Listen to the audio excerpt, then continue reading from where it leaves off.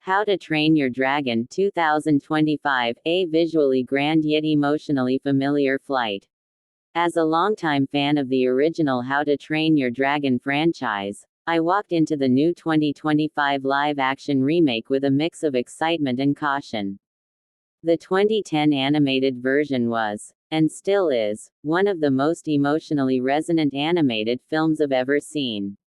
Its coming-of-age themes, breathtaking flying sequences, and the deeply personal bond between Hiccup and Toothless felt timeless.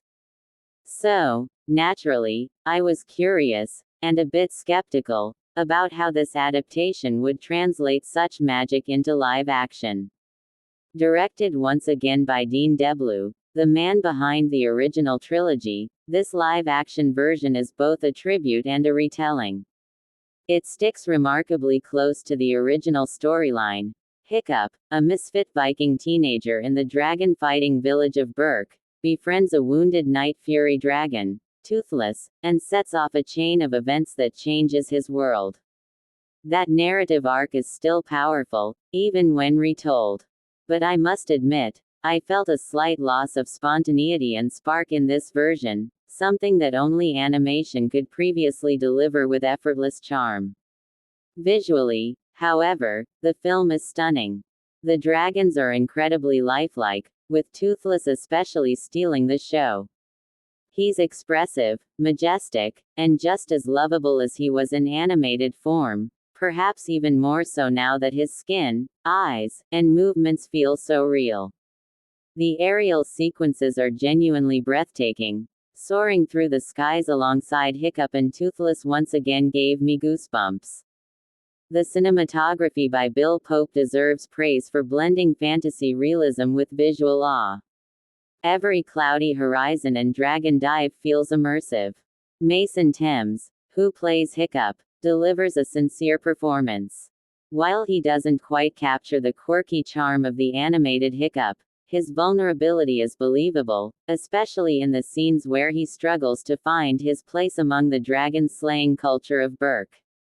Nico Parker as Astrid is a quiet scene stealer, strong, focused, and with just enough emotional depth to make her version of the character stand out. Gerard Butler reprises his role as Stoic, Hiccup's father, and hearing his voice again instantly made me feel at home in this world. One of the standout elements is, of course, the music. Composer John Powell returns, and thankfully so. His score, full of Celtic-inspired swells and soaring string sections, injects emotion where visuals sometimes fall short.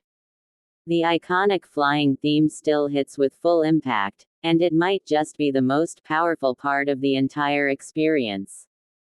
That said, not everything worked for me. The film is about 30 minutes longer than the original, and you can feel it.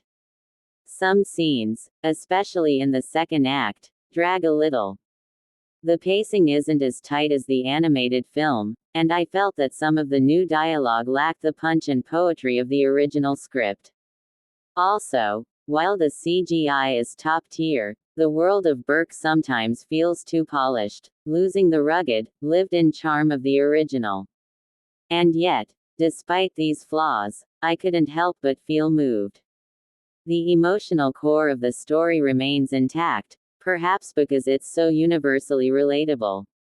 Hiccup's journey of finding his voice, forging his own path, and building trust with a so-called enemy is a story that never gets old.